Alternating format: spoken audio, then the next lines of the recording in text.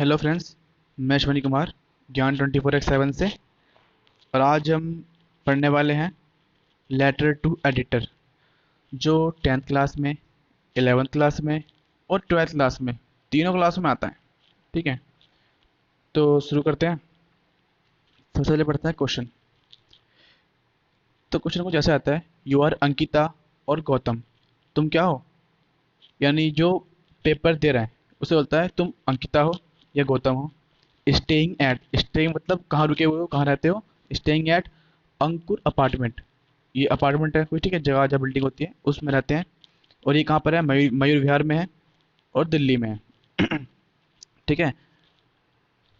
There is no bus stop, यहाँ पर क्या नहीं है? बस स्टॉप नहीं है। Within a radius of 2 kilometre, यानी 2 किलोमीटर दूर तक, यानी अंकुर अपार्टमेंट से 2 किलोमीटर किसी भी दिशा में चले जाओ, उत्तर दक्षिण पूर्व पश्चिम, ठीक है, किसी भी दिशा में 2 किलोमीटर तक कोई बस स्टॉप नहीं है।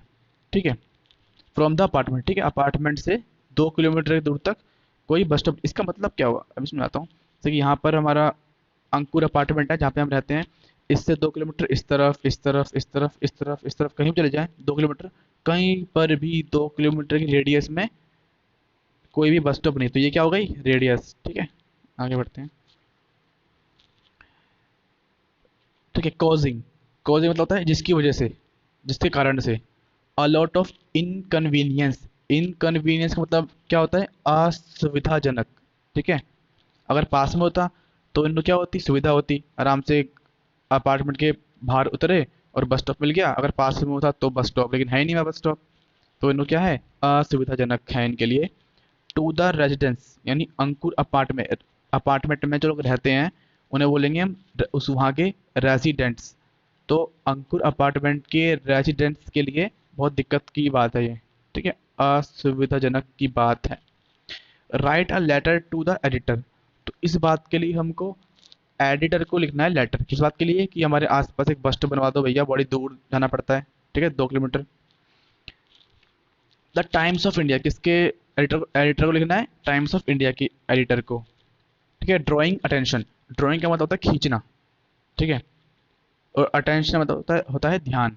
तो ड्राइंग अटेंशन यानी ध्यान खींचना, किसका? Of the authority of the, of this problem, यानी इस प्रॉब्लम से संबंधित जो भी अथॉरिटी है उसको, उसका ध्यान खींचना है हमको।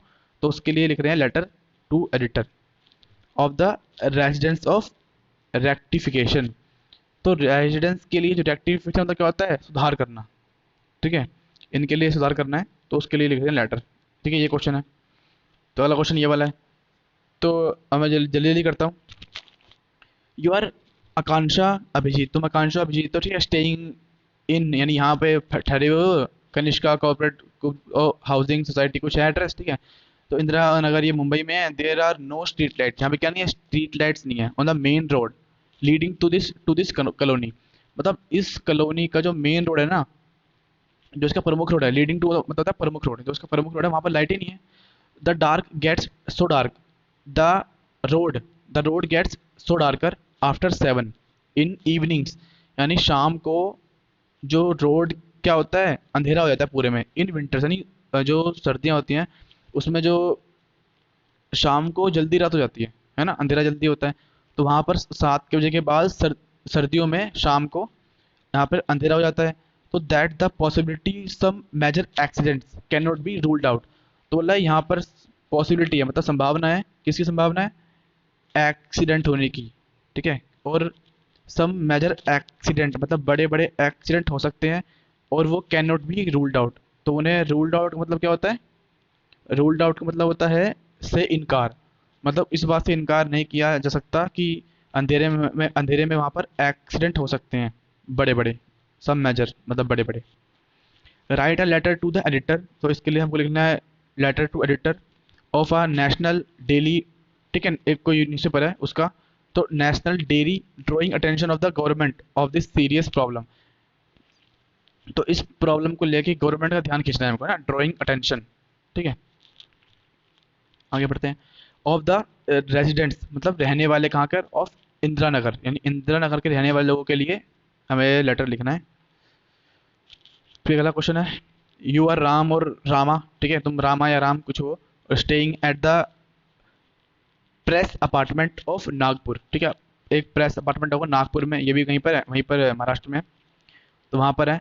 The main road leading to this colony, यानी इस कॉलोनी का प्रमुख रोड जो है, has three open manhole. Manhole क्या होता है, गड्ढे हैं, मतलब जो यहाँ पे सीवर होता है ना, इसको जो ऊपर लगा होता है पत्थर, वो उसे बोलते हैं मेन होल। तो वो तीन मेन होल्स है, ठीक है, वो खुले हुए हैं। कोजिंग, कोज मतलब क्या होता है, कारण।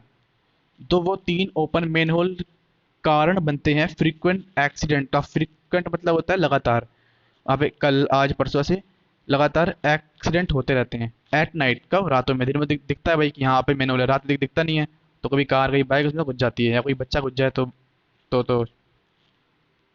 ठीक है, बदबू आएगी उसमें से बस, ठीक है। Also it gets so darker, so dark after 7, same line है। जो ये ऑल्सो मतलब होता है भी, तो also it gets so darker, ये जो मेन वाला है, ये अब यहाँ पर जो एरिया है वो आफ्टर 7 यानी 7 बजे के बाद, वही सर्दियों में अंधेरा हो जाता है यहाँ पूरे में।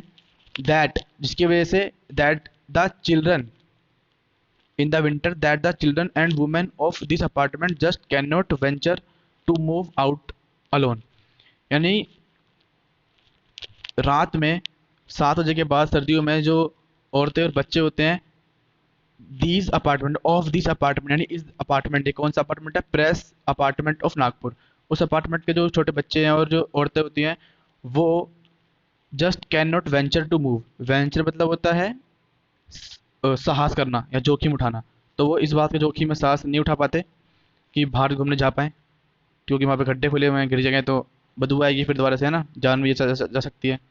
अलोन यानी अकेले। ड्यूरिंग नाइट टाइम, ठीक है, रात के टाइम में बोल रहे हैं। Write to the editor, write the letter, ठीक है, राइट यहाँ पे मिस्टेक हो गई है, the letter write a letter to the editor of this Times of India, ठीक है, टाइम्स ऑफ इंडिया को लिखना है, न्यूज़पेपर को। Drawing attention of the drawing government, sorry, drawing attention वही ध्यान खींचना, ऑफ द गवर्नमेंट का ध्यान खींचना है हमको, ठीक है। Drawing attention of the government to this problem of the residents, यानी जो नागपुर के ना सॉरी हाँ, नागपुर के जो प्रेस अपार्टमेंट के लोग हैं, उनके लिए लिखना है हमको, ठीक है, ठीक है। तो हम शुरू करते हैं। लेटर आ गया हमारा, लेटर सुंदर सा, ठीक है। सबसे पहले यहाँ पर आता है सेंडर एड्रेस, जो भेज रहा है वो हमको दिया हुआ है, जैसे कि पहले में क्या दिया हुआ था, ठीक है, ये अंकुर अपार्टमेंट के हैं, मयूर में रहते हैं दिल्ली में, तो ये आएगा हमारे सेंडर एड्रेस में, ठीक है।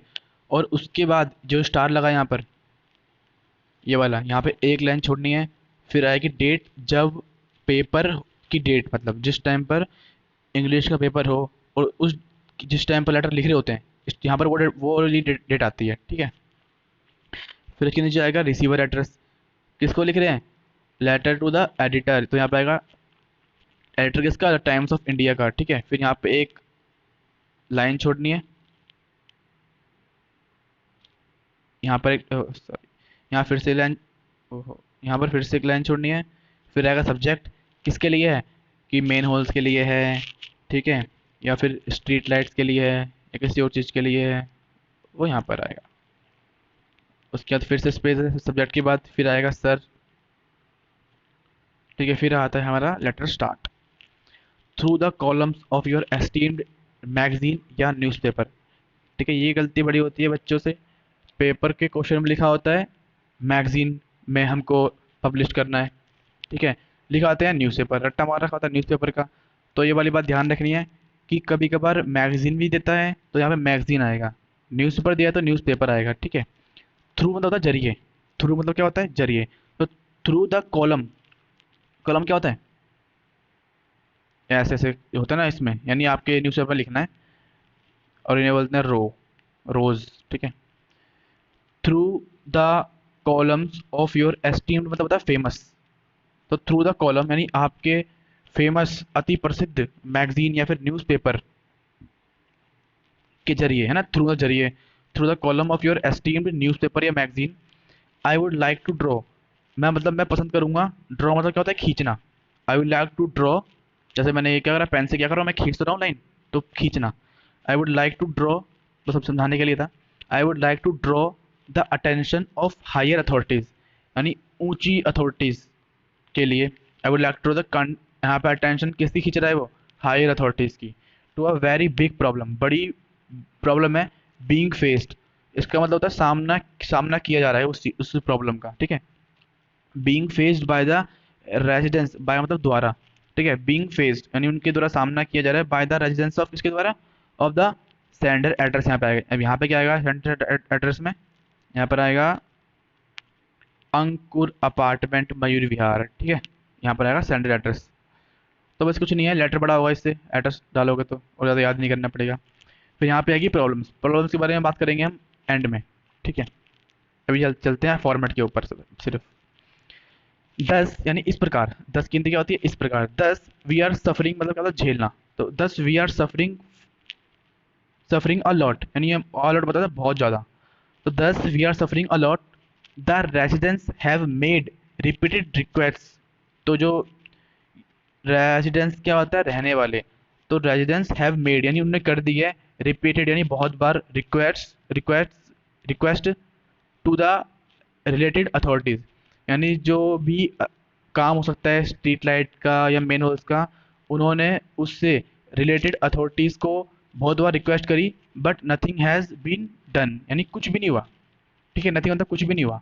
सो इसलिए, सो मतलब तो होता है इसलिए, सो फार मतलब, सो फार मतलब अभी तक कुछ नहीं हो पाया, अभी तक। सो फार क्या होता है, अभी तक, यानी इतने टाइम से कर रहे हैं, अभी तक कुछ नहीं हो पाया है, ठीक है। Has been done so far to improve the condition, यानी कंडीशन को सही करने के लिए अब तक कुछ भी नहीं करा उन लोगों ने, बस बैठे हुए हैं, हम बोलते आ रहे हैं, वो सुनते जा रहे हैं, कर कुछ नहीं रहे हैं। नाउ यानी अब, we seek to draw the government attention, यानी अब हम सीक मतलब क्या होता है, ढूंढना, यानी हम ढूंढ रहे हैं गवर्नमेंट की अटेंशन। ड्रॉ मतलब क्या होता है, ड्रॉ द गवर्नमेंट अटेंशन, यानी अटेंशन। अब फिर से वही आ गया, नाउ वी सीक्स, यानी अब हम इच्छुक हैं, ढूंढ रहे हैं, एक तरीके से ढूंढ रहे हैं, यहाँ पे आएगा। Now we seek to draw the government's attention, अब यहाँ पे हम किसकी अटेंशन खींच रहे हैं, गवर्नमेंट्स की अटेंशन, थ्रू दिस लेटर, यानी इस लेटर के जरिए, in the columns of your newspaper या फिर मैगजीन, ठीक है। टू सॉल्व दिस प्रॉब्लम, यानी इस प्रॉब्लम को सॉल्व करने के लिए हम आपका मैगजीन या न्यूज़पेपर की हेल्प चाहते हैं, ठीक है। To solve this problem before mishaps take place. Mishap क्या होता है, मिसशेप का मतलब होता है कि कुछ नुकसान या हानि, ठीक है, वो होता है मिसशेप टेक, यानी कोई नुकसान हो या कोई मैन होल में गिरे, ठीक है, या फिर कोई एक्सीडेंट हो, उससे बचने के लिए हम आपकी हेल्प चाहते हैं। फिर आएगा एक स्पेस, ठीक है, जहाँ जहाँ पे स्टार लगाए लाइनें हैं वहाँ पर स्पेस छोड़ना है। फिर आगे चलते हैं अगले पे, बस खत्म। फिर क्या, थैंक यू योर फेथफुली, फिर अपना नेम में चिपका देना। नेम क्या था, सब में देख ही लिया था, यहाँ पे क्या नेम, अंकिता और गौतम, यहाँ पर आकांक्षा और अभिजीत, और यहाँ पे रामा रामा, ठीक है, राम रामा। अब यहाँ पे आती है प्रॉब्लम्स के बारे में कुछ लाइनें हैं, ठीक है। Important lines you can add according to question, यानी क्वेश्चन के हिसाब से कुछ लाइनें हैं वो ऐड कर सकते हैं हम प्रॉब्लम के अंदर, ठीक है। जब प्रॉब्लम यहाँ पे थी ना, चार पांच लाइनें लिखी, यहाँ पे चार से पांच लाइनें लिखनी है प्रॉब्लम में, इन प्रॉब्लम में ऐड कर सकते हैं कुछ लाइनें। वो ये रही, ईरा, इट लुक्स एज इफ, मतलब ऐसा लगता है, इट लुक्स मतलब ऐसा लगता है, या ऐसा ऐसा या फिर ऐसा दिखता है।